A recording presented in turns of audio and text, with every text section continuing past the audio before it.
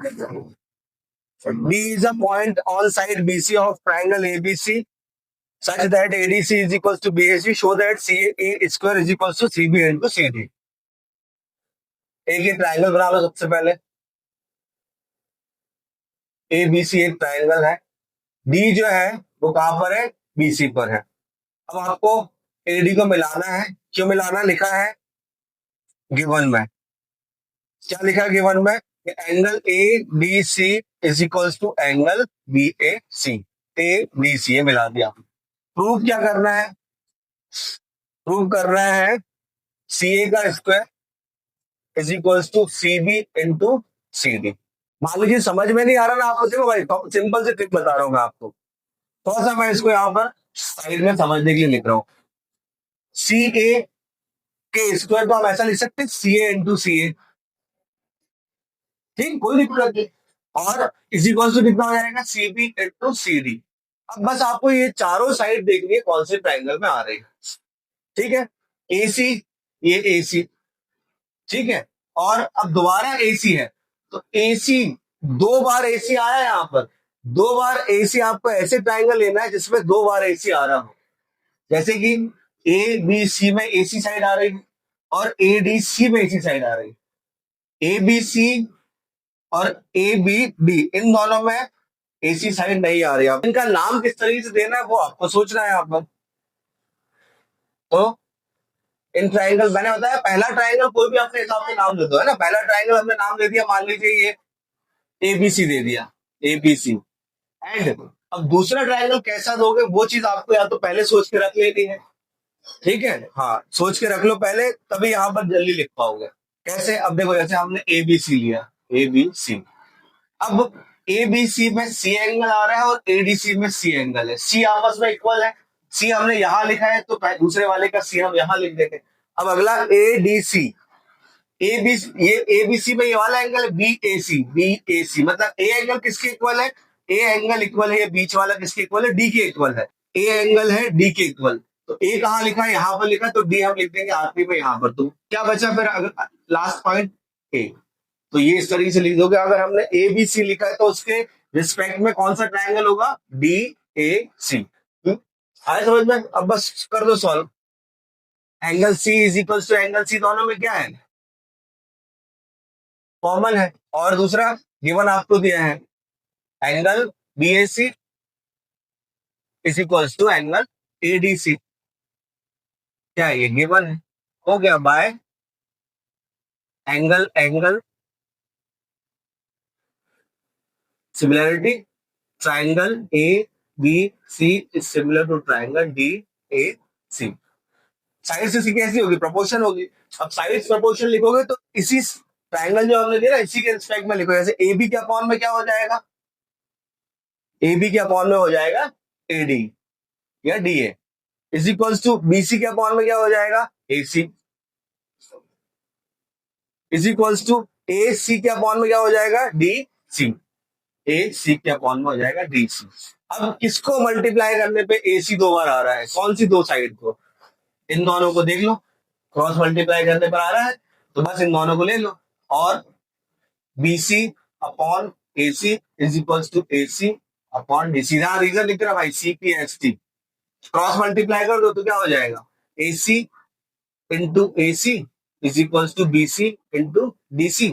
और इसको लिख सकते हो AC का square is equals to BC into DC.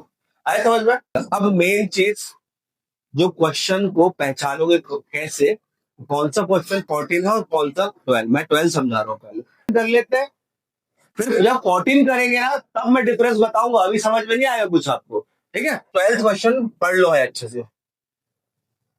Question है साइड दो ट्राइंगल, एक ट्राइंगल है ABC और दूसरा ट्राइंगल है PQR. Right, PQR. Side AB, BC and median AD respectively proportional to side PQ, QR and PM. ये आपको क्वेश्चन में दिया है. Show that triangle ABC similar to triangle PQR. Given लिख लो पहले. क्या है क्वेश्चन में गिवन? AB अपॉन क्या हो जाएगा पी क्यू, बीसी अपॉन क्या हो जाएगा क्यू आर, और एडी अपॉन हो जाएगा पीएम। ये इतनी चीजें आपको गिवन दी है, राइट। प्रूफ क्या करना है, triangle A B C is similar to triangle P Q R. ABC और पी क्यू आर को सिमिलर करने के लिए यहां पर साइड्स का रेशियो भी दिया, मतलब अब हम यहाँ पर एंगल एंगल की जगह थोड़ा सा एंगल से बाहर निकलेंगे। यहाँ पर साइड को भी हम देखेंगे इक्वल, और एंगल हो जाए तो वो भी देखेंगे। A B upon P Q, ABC triangle P Q R में, और बीसी अपॉन क्यू आर, ये दो चीजें तो है हमारे पास, ठीक है ना आप लोगों को। A B upon P Q है, बीसी अपॉन क्यू आर है। अगर हमें कहीं से एंगल बी और क्यू इक्वल हो जाए तो हमारा पूरा काम हो जाएगा, 2 मिनट में क्वेश्चन सॉल्व हो जाएगा। तो हम जो भी काम करेंगे वो किसके लिए करेंगे, बी और क्यू को इक्वल करने के लिए। जैसे ही वो हो जाएगा, हमारे पास दो साइड्स का रेशियो है, बी और क्यू इक्वल लिख देंगे, साइड एंगल साइड से सिमिलर हो जाएगा। हुआ क्लियर। अब वो कैसे करेंगे देख लो। यहाँ पर सबसे पहले गिवन उठाएंगे हम, A B upon P Q is equals to B C upon Q R is equals to A D upon P M. यहां पर एक और चीज यहां पर गिवन दी थी, एडी और पीएम क्या है, मीडियन है। यहां लिख दो ऐसे, AD and PM are median of triangle ABC and P Q R. ठीक, इतना और ऐड कर दो गिवन में, कोई दिक्कत नहीं। A B upon B Q, BC upon Q R, AD upon P M. BC upon Q R जो है, अगर हम इन दोनों साइड को 2 से डिवाइड कर दें, ठीक है, A B upon P Q is equals to BC को हम क्या लिख दें अपॉन 2, और क्यू आर को भी क्या हम क्या लिख दें upon 2, is equals to AD upon PM, is equals to AD upon PM. यहां लिख दो साइड में, divide by 2 BC and Q R. BC और क्यू आर पे हमने 2 से डिवाइड कर दिया। अब देखो, A B upon P Q is equals to, BC को 2 से डिवाइड कर दिया तो एडी मीडियन है, मीडियन पता ना क्या होती है, साइड को बाइसेक्ट करती है। मतलब बीसी को बाइसेक्ट किया तो क्या हो जाएगा, BD is equals to DC. और इधर पीएम मीडियन है, वो बाइसेक्ट करेगा तो क्या हो जाएगा, QM is equals to M R. अब बीसी के हाफ को हम बीडी भी लिख सकते हैं और डीसी भी लिख सकते हैं। हमें काम किसका होगा, बीडी का कि डीसी का, हमें है बीडी का काम, क्योंकि एंगल भी इसी साइड आ रहा है, इस एंगल, इसलिए ये सब जो मैं बता रहा हूँ ना, इसी को सोच सोच के आपको आगे लिखना ताकि कंफ्यूजन ना हो। तो बीडी का काम है तो हम क्या लिख देंगे, बीडी। यहां पर क्या लिखते हैं हम इसकी जगह, क्यूएम लिखते हैं, इज इक्वल्स टू जो लिखा है तीसरा वाला एडी पीएम, इसको एज इट इज वैसे लिखते हैं। समझ में आया। अब देखो, ये 3 साइड जो हमने इक्वल करी है, 3 साइड का रेशियो जो हमने इक्वल किया है, वो कौन सी ट्राइंगल है, ए बी डी है और पी क्यू एम। इन दोनों ट्राइंगल में 3 साइड का रेशियो कैसा हो गया, इक्वल हो गया। Therefore by S S similarity, triangle कौन सा, A B D is similar to triangle P Q R, P Q M. हो गया सिमिलर। क्या मिल गया हमें यहां से, angle B is equal to क्या मिल गया, एंगल क्यू। तो angle B is equal to angle Q by C P S T. यही तो हमको चाहिए था, इतना ही हमने काम किया इसके लिए। अब सिंपल ले लो, इन ट्राइंगल एबीसी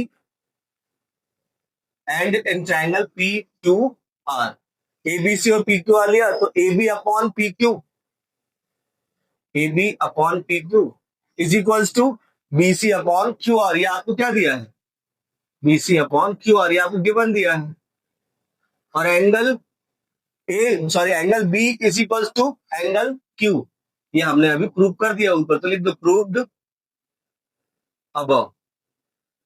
तो by side angle side, triangle ABC is similar to triangle P Q R. समझ में आया भाई, सिंपल सा सॉल्यूशन था, सिर्फ इतना काम हमने एक्स्ट्रा किया है, बाकी सब तो बता ही देते पहले। ठीक।